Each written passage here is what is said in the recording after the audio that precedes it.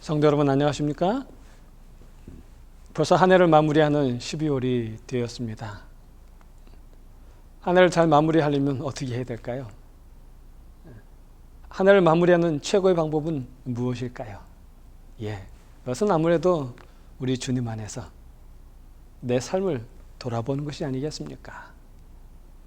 삶을 돌아봄을 통하여 주시는 한 해를 위해서 또다시 잘 준비할 수 있는 것, 그것이 한 해를 마무리하는 것이라 생각되어집니다.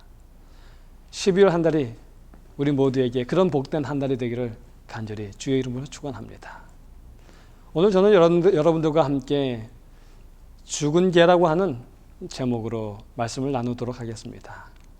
본문의 말씀은 사무엘하 9장 7절로 8절에 있는 말씀입니다. 사무엘하 9장 7절로 8절입니다. 다윗이 그에게 이르되 두려워하지 말라. 이는 내가 내 아버지 요나단으로 인하여 반드시 내게 친절을 베풀 것임이라. 내가 내 조상 사울의 온 땅을 내게 도로 주겠고 또 너는 계속해서 내 상에서 빵을 먹을지니라. 그가 절하여 이르되 이 종이 무엇이기에 왕께서 나 같은 죽은 개를 돌아보시나이까 하니라. 제가 여러 해 전에 신문을 보다가 승무원의 자질에 대해서 좀 보게 되었습니다. 그 여러 가지 조건이 굉장히 많은데 그 중에 인상 깊었던 몇 가지만 여러분들에게 한번 소개해 드리도록 하겠습니다. 그 첫 번째는 뭐냐 하면 체력입니다. 항상 바뀌는 시차에 잘 적응할 정도로 건강해야 한다는 것입니다. 체력이 뒷받침되어야 하는 것입니다. 두 번째 자질이 무엇인가 했더니 무엇인가 하고 보니 외국어 능력이었습니다. 외국어 능력. 승객들에게 평안한 서비스를 제공하기 위해서 이 언어 소통에 무리가 없어야 한다라는 것입니다. 그 다음에 세 번째는 뭐냐 하면 친절함입니다.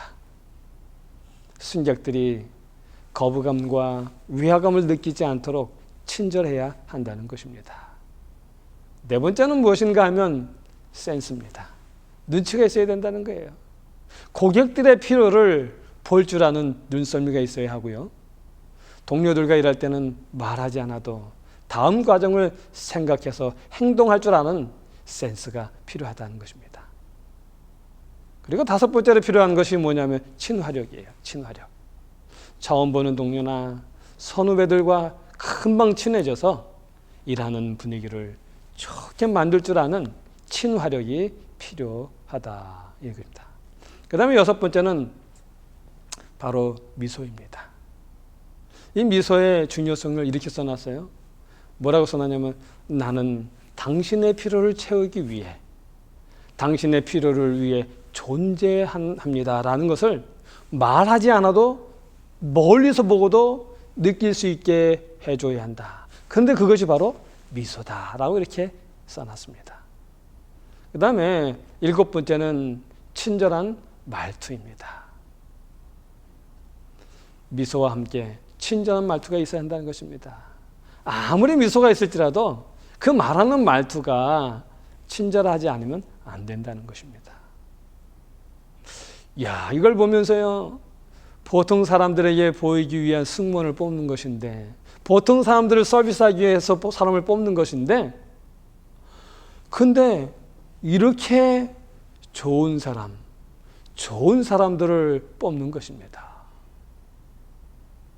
그렇다면 여러분 만약에 왕 앞에 세워야 되는 사람이라면 얼마나 더 좋은 사람이어야 할까요? 다윗도 왕이 되고 난 후에 입궁할 때에 아마도 좋은 사람들을 선별했을 것입니다. 아무리 나팔을 잘 불어도 키 크고 보기 좋은 사람들을 선택했을 거예요. 나팔은 잘 부는데 키가 작으면 안 되는 거예요. 키가 크고 누가 봐도 하고 이렇게 눈에 띄는 좋은 사람이어야 된다는 것입니다. 그리고 나팔도 잘 불어야 되고요. 그렇다면 왕궁을 드나드는 사람은 어땠을까요? 더더욱 보기에 좋은 사람이어야 했을 것입니다. 그런데 만약에 왕 앞을 드나드는 사람이라면요, 왕을 수종드는 사람이라면요, 아마도 세상에서 보기에 가장 좋은 사람, 그 누가 봐도 정말 훌륭해 보이고 왕 앞에 설 만한 그런 사람들을 선택했을 것입니다. 그저 보기만 해도 왕의 위엄을 드러낼 수 있는 그런 사람들이었을 것입니다.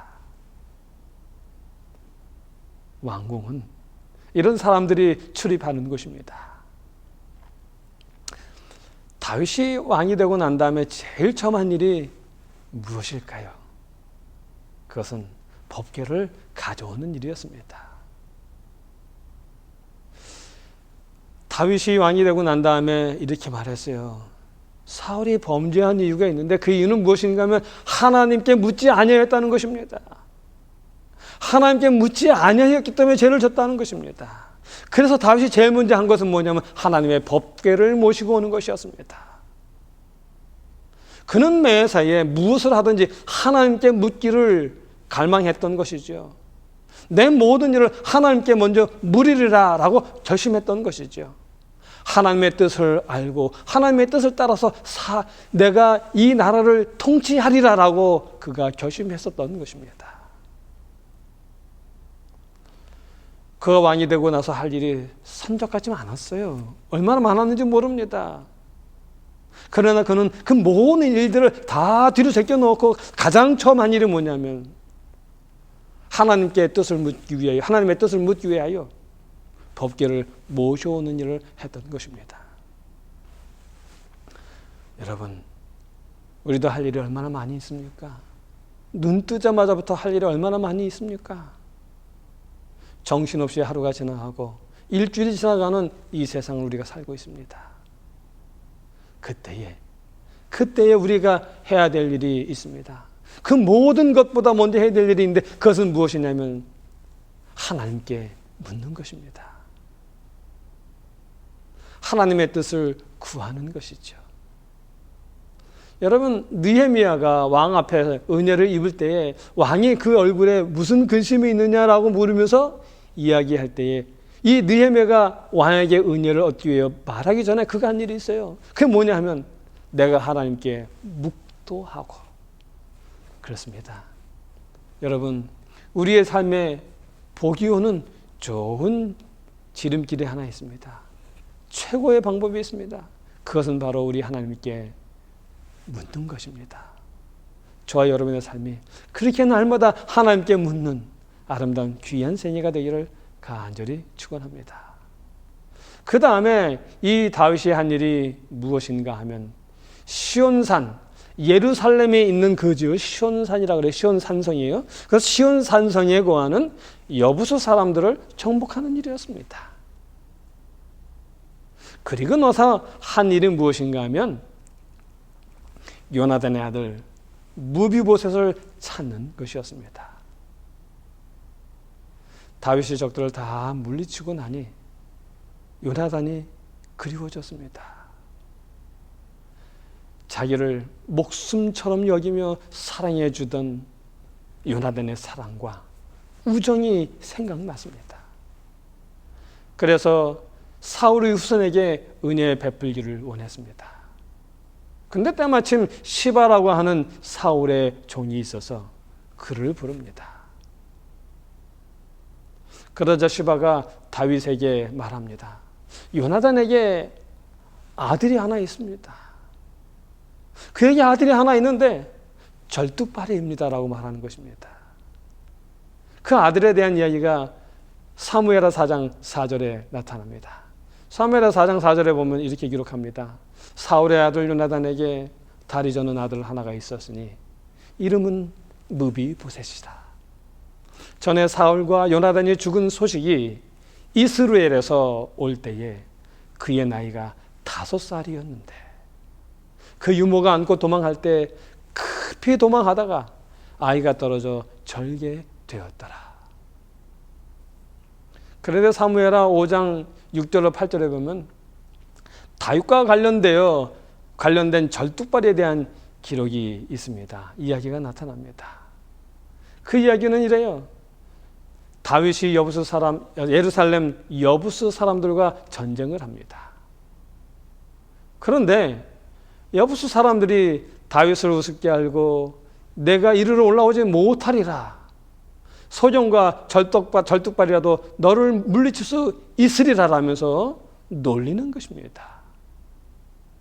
그러나 다윗은 전쟁에서 그 산성을 빼앗고 그 산성을 다윗성이라 명합니다. 그래서 그날 다윗은 누구든지 수로를 타고 올라가 다윗의 미워하는 절뚝발이와 소종을 치라고 명합니다. 그리하여 소종과 절뚝발이는 집에 들어오지 못한다라는 속담이 생겼다는 것입니다. 다윗의 집 궁에, 왕궁에 절뚝발이는 들어오지 못한다라는 것입니다. 그렇습니다. 왕 앞에 서는 사람들은 멀쩡해야 합니다. 멀쩡해야 할 뿐만 아니라 잘난 사람이어야 됩니다. 그런데 요나단의 아들 무비보셋은 어떻습니까? 그는 절뚝발이입니다. 그런데도 다윗은 절뚝발이 무비보셋을 데려오라고 명합니다. 그리고 할아버지 사울의 소유를 다 다시 주고 항상 왕위상에서 다윗과 함께 먹게 합니다. 그런데 여러분, 무비보셋은 절뚝발인데요, 한 발만 저는 절뚝발이 아니라 두 발 다 저는 절뚝발입니다. 사울이 이스라엘에서 블레셋 사람에게 패배했을 때에 이 아이의 유모가 그를 안고 도망가다 떨어뜨려 절뚝발이가 되었습니다. 그런데 무비보셋을 다윗은 왕궁으로 불러들여 긍휼을 그에게 베풉니다. 여러분, 이 무비보셋은 바로 우리가 아니겠습니까? 우리는 다 죄지은 절뚝발이들입니다. 절뚝발이들이요. 그것도 두 발 다 저는 구제불능의 절뚝발이들입니다. 사랑을 받으면서도 사랑받은 줄 모르고, 사랑받기를 좋아하면서도 사랑할 줄 모르고, 용서받기는 좋아하면서 용서할 줄 모르고, 긍휼히 여김받기를 좋아하면서 긍휼히 여길 줄 모르는 절뚝발이들입니다. 하나님을 사랑한다 하면서 여전히 돈을 좋아하고, 또 돈이 조금 있으면 신앙에서 멀어지는 절뚝발이들이요. 죄를 대항해서는 이기지 못하고 죄악의 자리를 보면 속히 뛰어 벗어나야 하는데 절뚝발이라서 그러지 못하는 사람들입니다. 남의 허물에 대해 쑥덕거리기는 빨라도 남의 허물을 덮어주는 데는 느려터진 절뚝발이됩니다. 그래서 스스로는 그분께 나아가지 못하는 사람들입니다.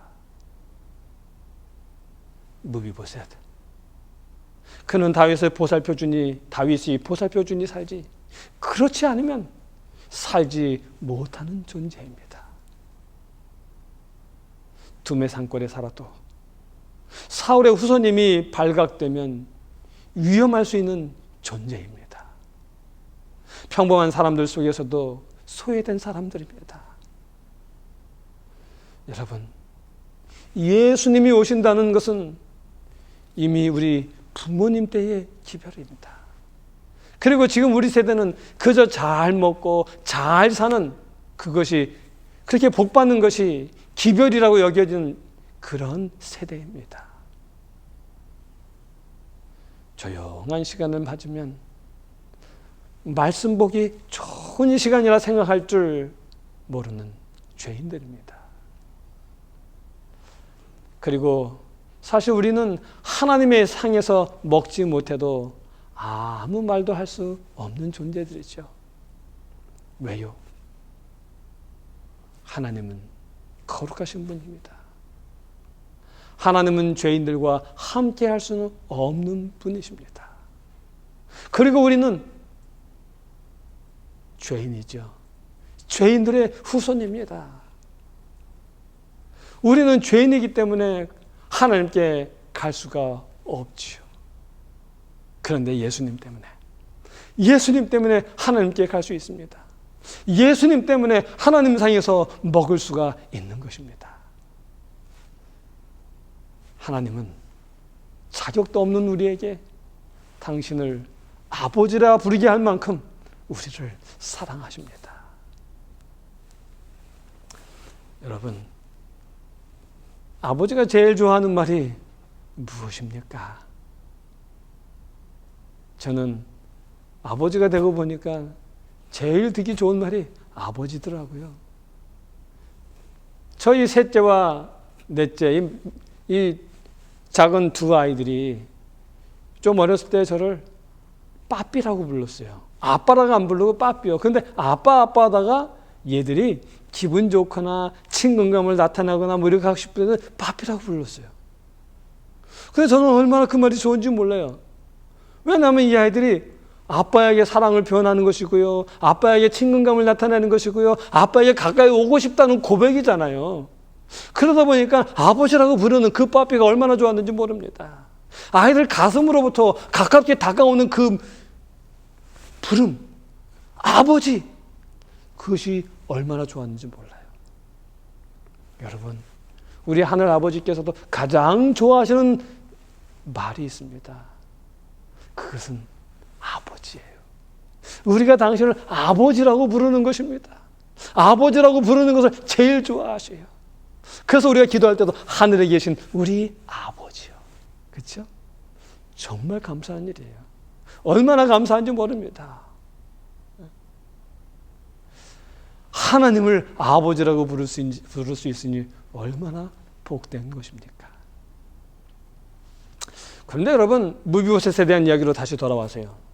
무비보셋의 이름이 사무엘하 9장에서 언급된 후로는 나타나지 않아요. 전혀 나타나지 않습니다. 그러다가 그의 이름이 언제 또 나타나냐면 압살롬의 이야기 때에 나타나요. 가드 사람 600인이 다윗을 따라 피난을 나섭니다. 다윗은 젊어서는 사울 때문에 피난을 다니더니 늙어서는 아들 때문에 편할 날이 없었습니다. 이때 다윗이 쓴 시가 시편 3장 1절에 있는 말씀입니다. 거기 보면 다윗이 그의 아들 압살롬을 피할 때 지은 시 이렇게 써져 있어요. 여호와여, 나의 대적이 어찌 그리 많은지요. 일어나 나를 치는 자가 많으니이다. 나를 치는 자가 많으니이다. 다윗이 압살롬을 피해 피난길에 올랐을 때 사울의 종 시바가 준비한 음식과 안장 지은 두 나귀를 가지고 다윗에게 옵니다. 그러자 다윗은 시바에게 무슨 뜻이냐고 묻습니다. 그러자 시바는 나귀는 왕의 권속들로 타게 하고 음식은 소년들로 먹게 하려 함이니이다라고 말합니다. 다윗이 이런 시바를 보자 무비보셋이 궁금했습니다. 당연히 궁금하겠죠. 예. 그래서 다윗이 시바에게 묻습니다. 내 주인의 아들은 어디 있느냐? 그러자 시바가 말하길 무비보셋이 내 아비의 날을 내게 돌리리라 라고 말하더이다 라고 말합니다. 이 말을 들은 다윗은 무비보셋의 모든 것이 너의 것이다 라고 말합니다. 시바에게요. 그리고 나서 압살롬의 그 반란이 평정되는 결론으로 들어갑니다. 다윗이 예루살렘으로 귀환할 때에 그 무비보셋이 마중을 나가는 것입니다. 그 얘기가 사무엘하 19장 24절로 30절에 나옵니다. 9장 나오고 19장, 10장 후에 나타나는 거예요. 거기 보면 24절부터 보면 이렇게 기록을 하고 있습니다. 사울의 손자 무비보셋이 내려와서 왕을 맞으니 저는 왕이 떠날 때부터 평안히 돌아오는 날까지 그 발을 맵시 내지 아니하며 그 수염을 깎지 아니하며 옷을 빨지 아니하였더라. 예루살렘에서 와서 왕을 맞을 때에 왕이 저에게 물어 가로되 무비보셋이여 내가 어찌하여 나와 함께 가지 아니하였더냐. 대답하되 내 주 왕이여 왕의 종 나는 절뚝발이이므로 내 나귀의 안장을 지워 타고 왕과 함께 가려 하였더니 나의 종이 나를 속이고 종 나를 내 주 왕께 참소하였나이다.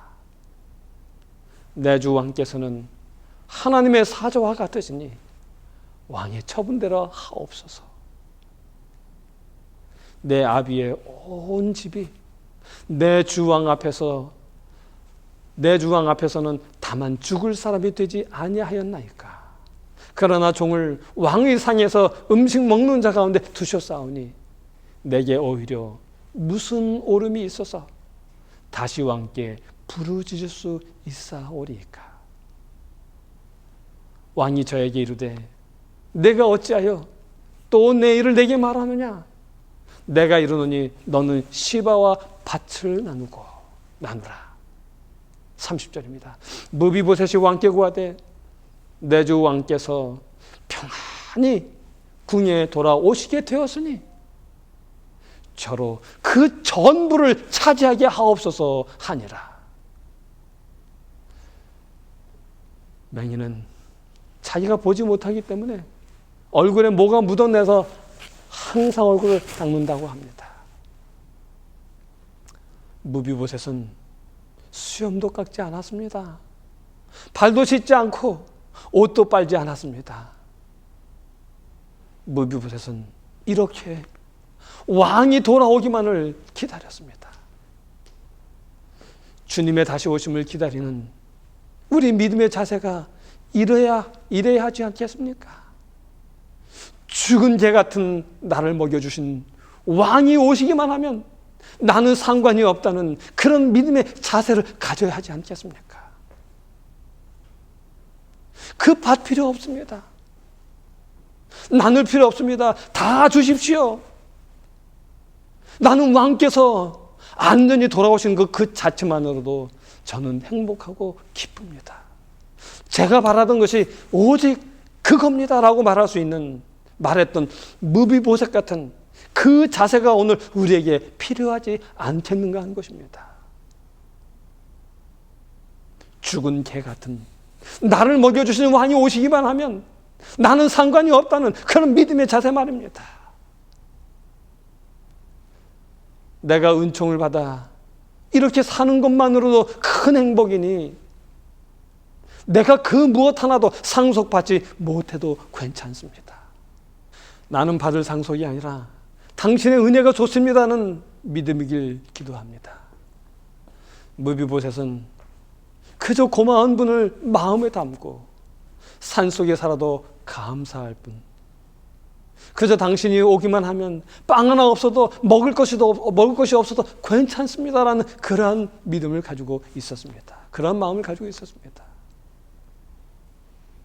그저 나를 존귀케 해주신 당신의 사랑에 감사할 따름입니다 하고 하였던 것입니다. 오늘 우리의 믿음이 이런 믿음이면 좋겠습니다. 죄의 절뚝발이들이지만 그러나 우리를 불러주시고 그 상에서 먹게 하신 그분의 은혜만으로 인하여 감사할 수 있는 그런 믿음 말입니다. 주님의 오심을 보기만 해도 좋겠다는 신앙이요 소망이면 좋겠습니다. 그저 그분의 얼굴 한 번 보는 것만이 나의 소망이라고 고백할 수 있으면 좋겠습니다.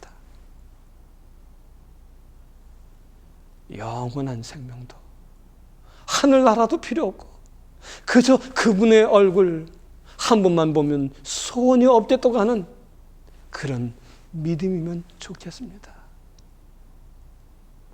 정말 필요 없어서가 아니라 그저 감사하기 때문에 하늘 문지기라도 좋겠다고 하는 그런 믿음이기를 바랍니다. 아무쪼록 우리의 그런 믿음 주시기를 간절히 기도하는 아름다운 정말 복받는 12월 되기를 간절히 소원하면서 이 시간에 이 말씀을 주이도록 하겠습니다. 기도하시겠습니다. 하늘에 계신 저희들의 아버지 하나님, 감사합니다. 오늘 우리에게 어떠한 믿음으로 살아가야 할지를 가르쳐 주시니 감사합니다. 아버지여, 무비보셋의 그 모습이 너무나 아름답습니다. 하나님, 그의 모습이 우리의 모습 되게 해 주시옵소서. 무엇을 받아서 감사하고 그 왕을 사모했던 것이 아니라 그를 회복시켜주고 그 상에서 먹게 해주신 그 마음, 그 은혜로 인하여 왕을 기다렸던 것처럼 우리도 하늘나라가 그리워서가 아니라 우리 하나님의 얼굴이 그리워서 당신 오시기를 기다리는 아름다운 우리의 믿음이 될 수 있도록 도와주시옵소서. 내가 받을 수 있는 것이 하나도 없을지라도 내 주님 얼굴 뵙는 것만으로도 감사할 수 있는 그런 믿음의 사람 될 수 있도록 도와주시옵소서. 하나님, 한 해가 저물어 갑니다. 우리가 어떤 믿음을 갖고 살았습니까? 돌아보게 하여 주시옵소서. 이 시간에 가르쳐 주신 그 믿음을 주시도록 기도하는 12월이 되게 하시고, 하나님, 우리로 하여금 변화된 사람이 될 수 있도록 하나님 축복해 주시옵소서. 하나님, 당신의 그 무한하신 사랑을 다시 한번 감사드리며 우리 주 예수님의 이름으로 간절히 기도하옵나이다. 아멘.